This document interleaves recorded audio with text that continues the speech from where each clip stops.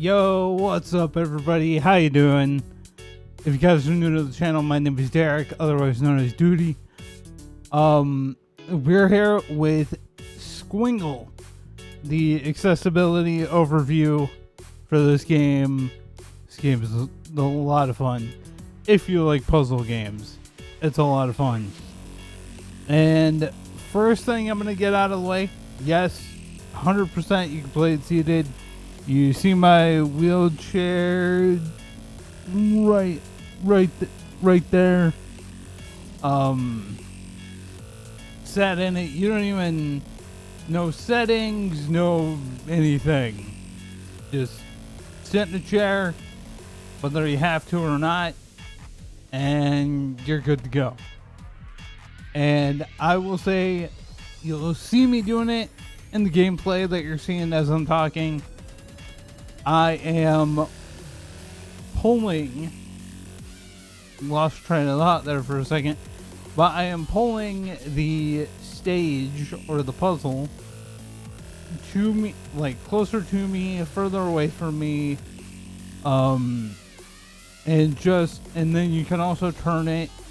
Now, in this gameplay that you guys are seeing, you're not seeing kind of like my digital hands, I guess. You're not seeing them. The reason you're not seeing them is because I purposely had my arms on the armrests of my wheelchair, specifically to test how well you can get away, how little mobility can you get away with when playing this game? Because, that's a big thing, a key thing for me to check with these VR games is, what if you don't have a lot of arm mobility? Can you play the game? I can play the game. I can whack my arms around like crazy, but not everybody can. So I want to make sure that you can play the game as well, and so that's why I did it, and that's why you're not seeing like my digital hands or whatever. And when I said just a minute ago that you could pull the stage closer to you or push it further away, right at the beginning you get told, kind of like a quick tutorial, that holding the grips, the main ones, or the triggers, not the grips, by doing that you can pull or push or move side to side with the levels as well as the text whenever that happens, which is good. And it's doable. Like, you, as you're seeing, you are controlling two little like orbs that are usually rotating in some direction, and you have to guide them through the stages from the start to the finish, and they're like little bitty kind of like checkpoints, if you will, in the stages, especially the bigger ones. And then that helps you get to the end goal. And if the little orbs hit any barriers, I believe up to about 3 times on like the normal difficulty, then they basically pop and you go back to the last little checkpoint that you got to in that stage, and then you kind of go from there. Well, you have to hold the trigger to be able to move those orbs. So let's say you're like me, you're left-handed, you're using that and you're using your left hand to guide the orbs. Well, you can then hold down the trigger on your right controller and move the stage as you go. And if you don't have the most movement, that's actually a way right there that you can still play this game. If you can't go every which way with your arm, or with either, or even just one of them, you can still do it that way and be able to play. Now, the only little thing with this method is that if your like wrists, maybe your wrist movement isn't really quick, some stages are still going to be a little bit challenging because the orbs rotate and you got to try it, and sometimes the path that you got to take them through is quite long, so you'll have to be kind of quick about it. I'm just going to hold the mic because it's apparently okay. We're good.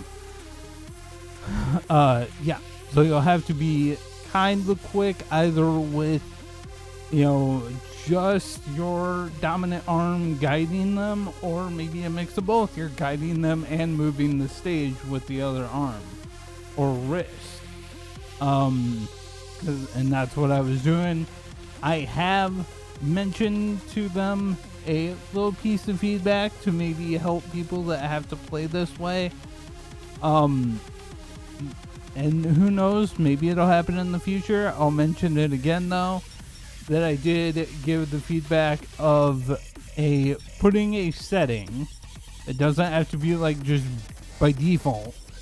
Just putting in a setting or an option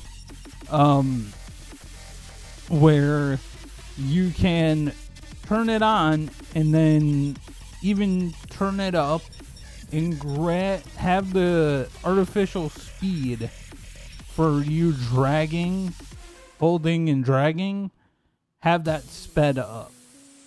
And so that way, if you don't have the most movement, and the movement you have, maybe it's also not the quickest, then you can turn that on and you'll still be able to play. So fingers crossed that happens. That'd be super cool for you guys. Because yeah, I mean, I don't need it, but I damn well know there's people that would easily need it and absolutely love to have it in the game so that they can enjoy it. So that's why I test this. That's why I do these tests. That's why I guess basically limit myself to know, you know, what can be done with others that do have those limitations, and for arm movement and everything. And I'm more than happy to do it. That's why I do these videos. So yes, that I really don't have a whole lot to say except for it can be doable. It definitely can be doable with even minimal arm movement. And then of course, if you have moderate arm movement, maybe it's enough arm movement to like move off of like the armrest or up from your lap, which I did also play that way as well, to kind of test. And it's basically the same. If you have one hand that you're using to move the stage and all that stuff, and also, and you guys are seeing it in the gameplay and I'm just now talking about it, is at any point in the stage, if it's an open enough area, you can stop. Like, let's say you can only primarily use one arm, one hand. You can be guiding the orbs. If you guide them into an open enough area to where they're not hitting the walls and they won't break, you can actually let go, grip the stage, move it, and then grab them again and keep guiding them. And so it, again, if that artificial speed setting can be put into the game, you could probably even do this with one arm. I don't know for sure, but it does seem like that would be something that is doable. So yeah, I mean, keep on the lookout, follow them on Twitter, and I'm sure if they add an update like that, then they'll probably tweet it out and all that stuff, or follow me on Twitter. I don't know, whatever you want to do. If that update happens, either they'll tweet it, or if it happens, I'm gonna tweet it. Because I think it'll be really cool. But yes, hopefully this helped you in the choice on whether or not you want to play Squingle. Hopefully you do. If you like VR and you love puzzle games, and you're okay with them being insanely trippy and psychedelic, yeah, look into this game. It is on both Steam and App Lab for the Quest and Quest 2. And I will leave both links, and I will actually leave the App Lab demo link down there as well. If you're on Quest and you just want to play the demo to try it, I'll leave that in the description as well. But yes, if you liked the video, do the YouTubey things. If you're new to the channel and you want more accessibility overview videos for VR games on both PC VR and for Quest, I'm probably gonna move more into Quest, just because after a while my PC is gonna get at its limit as for what I can play. 1060 life. But yeah, if you want more of that, do all the other YouTubey things, and I will see y'all later. All right, peace.